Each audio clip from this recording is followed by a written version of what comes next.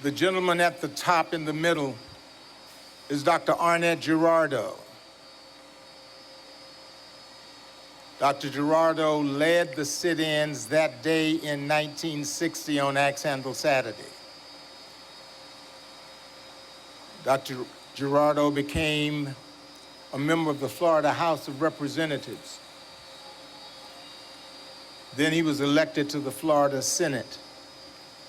And while he was a member of the Florida Senate, he was the only black in the history of this state to hold the office of pro tem, that is, Vice President of the Florida Senate.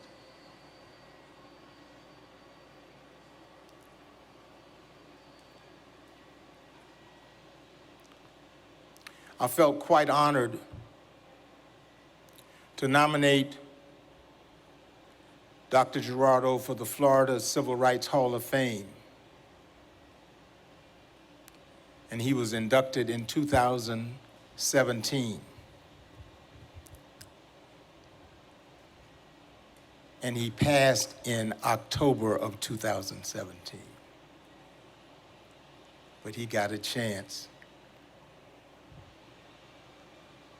to receive some of his flowers for a life well lived and a race well run.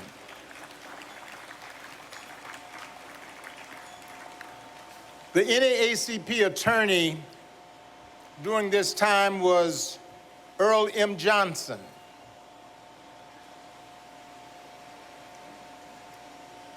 And with his deep baritone voice, Earl was something to write home about.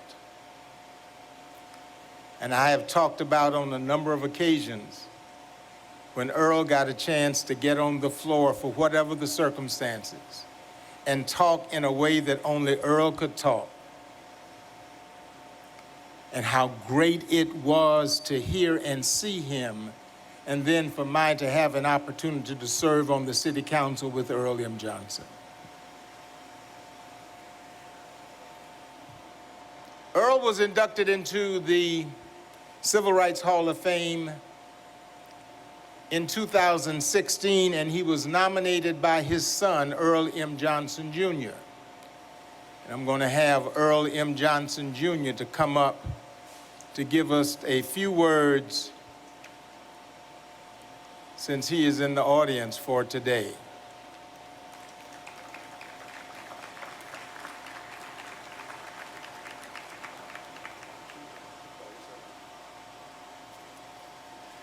Good afternoon. As a Jacksonville native, son of an NAACP attorney,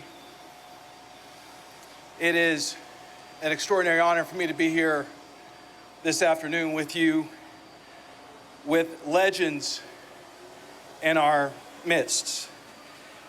You know, we are in hallowed ground. This was the place where terror and hatred and violence was meant to snuff out love, hope, and freedom. There was no coincidence that many of those axe-wielding men were dressed in Confederate uniform. It is a sweet day that we are here, not at the Hemming Park, but at the James Weldon Johnson Park.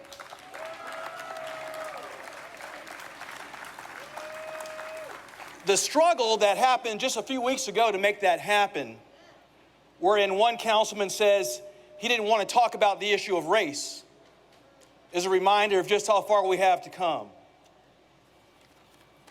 There was no coincidence that those men understood the symbolism of the Confederacy.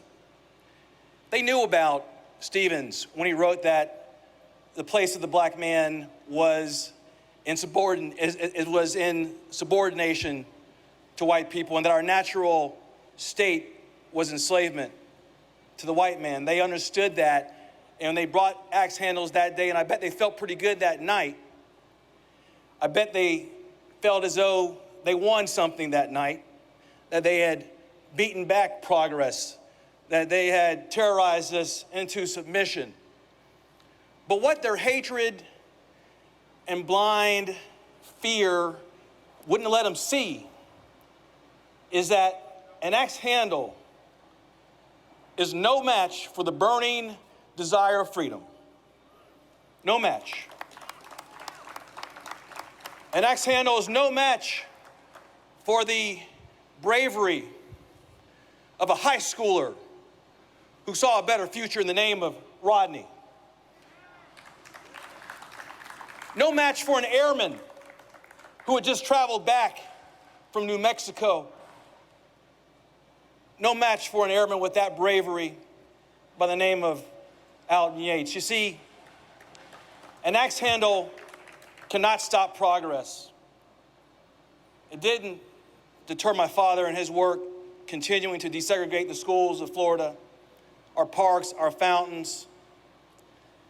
The shadow of that pedestal behind us today reminds us of the century and a half lie of the Confederacy and the symbolism. It's not a symbol of the government's endorsement of the Confederacy. It's a symbolism of the government's endorsement of white supremacy.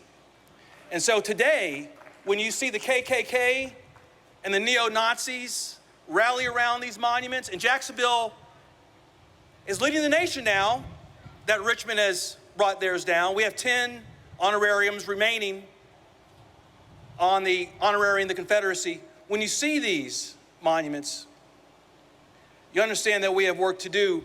We should be encouraged today. We should be reinvigorated today. But most importantly, we should be reminded today of the work to be done. And we should be reminded that we all should be more like the 1960 Youth Council. Thank you so much. Thank you, brother. Did I take your paper? Take your paper?